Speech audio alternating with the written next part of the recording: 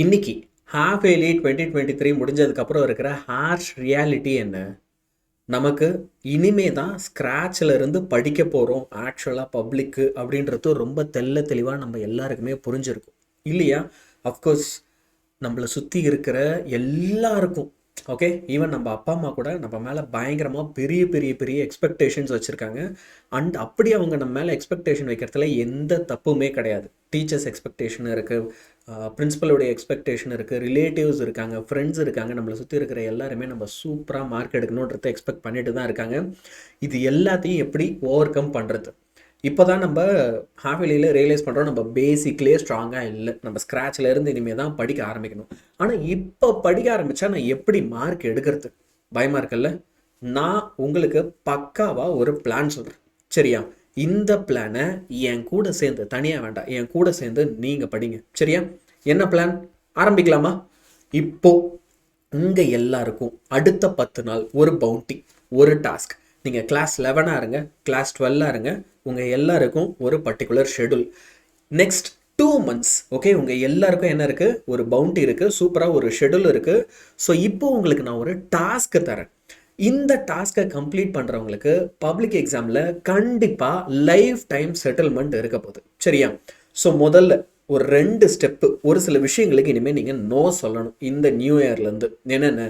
எக்ஸசிவாக இனிமேல் நான் mobile use பண்ண மாட்டேன், லேசினஸை குறைச்சிப்பேன், அண்ட் கண்டிப்பாக unwanted chit chats and unwanted conversations எல்லாத்தையும் நான் அவாய்ட் பண்ணுவேன். இது 3த்தையும் கண்டிப்பாக நீங்கள் பப்ளிக்கில் சூப்பராக மார்க் ஸ்கோர் பண்ண செஞ்சே ஆகணும். You have to do it. 2வது, ஒரு சில புது விஷயங்களை ட்ரை பண்ணலாம். 10 நாள் நம்ம கையில் டைம் இருக்குது இல்லையா? இது கரெக்டாக யூஸ்ஃபுல்லாக யூஸ் பண்ணணும், okay? That is until the new year. முதல்ல ஒரு ப்ராப்பர் ஃபார்முலா ஷீட்டை பில்ட் பண்ணுங்க. Read, recall and revise. இதுக்கு முன்னாடி நம்ம படித்த எல்லாத்தையுமே திரும்ப போய் ஒரு வாட்டி படிக்கலாம், ரீகால் பண்ணலாம், ரிவைஸ் பண்ணலாம். ஒரு ப்ராப்பர் ஸ்லீப் சைக்கிளை மெயின்டைன் பண்ணலாம். இங்கே இருக்கிற எத்தனை பேருக்கு ப்ராப்பர் ஸ்லீப் சைக்கிள் இருக்குது? அதுவும் வந்து படிக்கிறதுனால தூங்காமல் இருந்தால் அது கூட ஒரு மாதிரி அக்செப்டபிள், அதே தப்பு, ஆனால் அதே அக்செப்டபிள். ஆனால் எக்ஸசிவ் மொபைல் யூசேஜ்னால, எக்ஸசிவ் டிஸ்ட்ராக்ஷன்ஸால் இங்கே நிறைய பேர் தூங்குறது இல்லை. கரெக்டு தானே? அந்த பிரச்சனை உங்களுக்கும் இருக்குன்னு சொல்லுங்கள் பார்ப்போம், கமெண்ட்டில் எனக்கு சொல்லுங்கள். ஆமாம் சார் அப்படிதான்ட்டு, ஓகே? அடுத்து இதான் சான்ஸ், ஒரு ப்ராப்பர் நோட்ஸை மெயின்டைன் பண்ண ஆரம்பிக்கலாம். இப்போது காஃபேலியில் நீங்கள் ஒரு விஷயம் ரியலைஸ் பண்ணியிருப்பீங்க, என்ன அப்படின்னா, ப்ராப்பராக நான் நோட்ஸ் மெயின்டைன் பண்ணல. ப்ராப்பர் நோட்ஸ் இருந்தாலே கொஞ்சம் ஒழுங்காக படிச்சிருக்கலாம். அப்போ இதுக்கான சான்ஸ் அதான். பப்ளிக்கு முன்னாடியே இந்த 10 நாள் கேப்லேயே எல்லாத்தையும் ரெடி பண்ணி வச்சுருங்க. எக்ஸ்பெக்டேஷன்ஸை எப்படி ஹேண்டில் பண்ணுறது? நான் ஏற்கனவே சொன்ன மாதிரி சுற்றி இருக்கிறவங்க எல்லாரும் நம்ம மேலே எக்ஸ்பெக்டேஷன்ஸை குவிச்சு வச்சுருக்காங்க. ஆனால் அந்த எக்ஸ்பெக்டேஷனில் தப்பு இருக்கா? கிடையாது. ஏன்? உன்னால் சாதிக்க முடியுமா இல்லையா? முடியும். இப்போது இந்த வீடியோ பார்க்குற அத்தனை பேராலையும் முடியும். ஆனால் அதை எப்படி செய்யறது? கஷ்டமான வேலையை முதல்ல செய்யறது மூலயமா. ஸோ நீங்கள், okay, if you are class 11 or class 12, உங்களுக்கு டஃப்பாக இருக்கிற சாப்டர்ஸ் எல்லாத்தையும் எடுத்து இப்போவே முடிச்சிட்டா, அப்படி முடிக்கிறதுக்கு ஒரு பிளான் பண்ணால் எவ்வளோ சூப்பராக இருக்கும். ஹாஃப்வேலியில் இன்னொரு விஷயம் ஏன் மார்க்ஸ்கோ லூஸ் ஆச்சு பாருங்கள். வெறும் இம்பார்ட்டன்ட் மட்டும்தான் படித்தோம். என்ன பண்ணோம்? ஜஸ்ட் இம்பார்ட்டன்ட் கொஸ்டின் மட்டும்தான் படிச்சுட்டு போனோம்.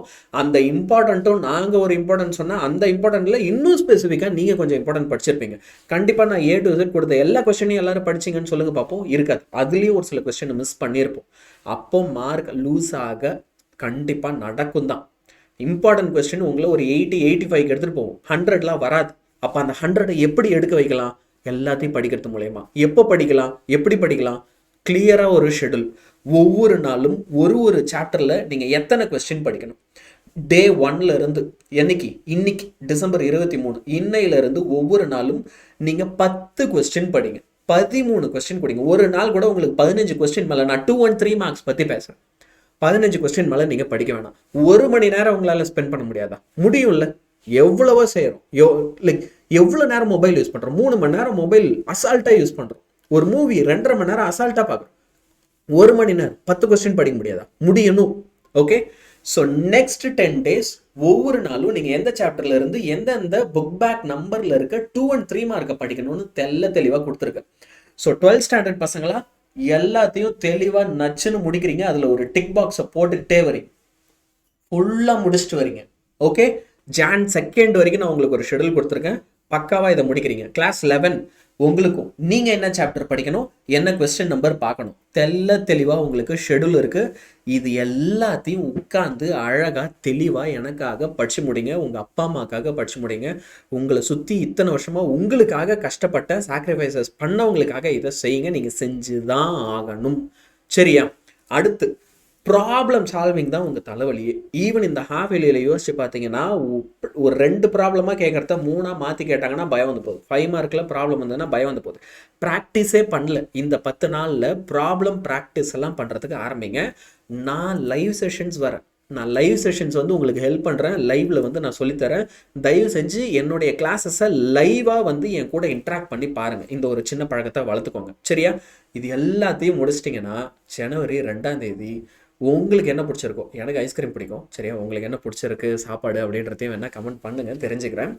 உங்களுக்கு என்ன பிடிக்குமோ போய் உங்களை நீங்களே ரிவார்ட் பண்ணி வாங்கி சாப்பிடுங்க. எப்பயுமே நம்மக்கிட்ட இல்லாத ஒரு கெட்ட பழக்கம் என்ன தெரியுமா? நல்ல பழக்கம், கெட்ட பழக்கம் இல்லை. ஓகே, என்ன அப்படின்னா, நம்ம ஒரு விஷயம் சின்னதாக அச்சீவ் பண்ணுறோம் அப்படின்னா மற்றவங்களாம் நம்மளை அப்ரிஷியேட் பண்ணணும்னு எதிர்பார்ப்போமே தவிர என்றைக்குமே உங்களை நீங்களே அப்ரிஷியேட் பண்ணிக்கிட்டே இருக்கிறது. ஆமாம், நான் நல்லா தான் பண்ணேன்னு எத்தனை பேர் உங்களை நீங்களே அப்ரிஷியேட் பண்ணிக்கிட்டீங்க? அப்படி ஒரு சின்ன அப்ரிசியேஷன் தான் இது. கஷ்டப்பட்டு இந்த 10 நாள் எல்லாத்தையும் இது செஞ்சல, உனக்குன்னு ஒரு ஐஸ்கிரீம் இருந்தா அப்படின்னு போயிட்டு ஒரு சின்ன என்ஜாய்மெண்ட்டை பண்ணிட்டு வாங்க. திரும்ப படிக்க ஆரம்பிச்சிருவோம். ஏன்னா இட்ஸ் அ குட் பிகினிங் இல்லையா? நீங்கள் இப்போ செஞ்சு முடிச்சது it's a good beginning, which means it's job half done. அவ்வளோதான். ஓகே, ஸோ ஸ்க்ராட்சில் இருந்து நம்ம படிக்க ஆரம்பிக்க போகிறோம் இல்லையா? இந்த 10 நாள் டார்கெட்டை முடிச்சுட்டு ஜனவரி 2ஆம் தேதி என்கிட்ட வா. ஜனவரி 2ஆம் தேதி அடுத்த 10 நாள் நீ என்ன செய்ய போகிற, என்ன எக்ஸிக்யூட் பண்ணணும்னு நான் சொல்கிறேன். ஓகே, ஸோ ஃபிசிக்ஸ் 11ஆக இருந்தாலும் சரி, 12ஆக இருந்தாலும் சரி, ஸ்க்ராட்சில் இருந்து ஸ்டார்ட் பண்ணலாம். நெக்ஸ்ட் 10 டேஸ்க்கு உங்கள் எல்லாருக்கும் இப்போ நான் கொடுத்தது தான் பவுண்டி. இப்போ நான் கொடுத்த டாஸ்க்கை தான் நீங்கள் கம்ப்ளீட் பண்ணணும். ஏன்னா இந்த டாஸ்க்கை கம்ப்ளீட் பண்ணுறவங்க பப்ளிக்கில் கண்டிப்பாக லைஃப் டைம் செட்டில்மெண்ட் உங்களுக்கு கிடைக்கும். அப்போ என்ன சொல்கிறீங்க? ஆரம்பிக்கலாமா? ஆரம்பிக்கலாம் அப்படின்னு கமெண்ட் பண்ணுங்கள். Good bye.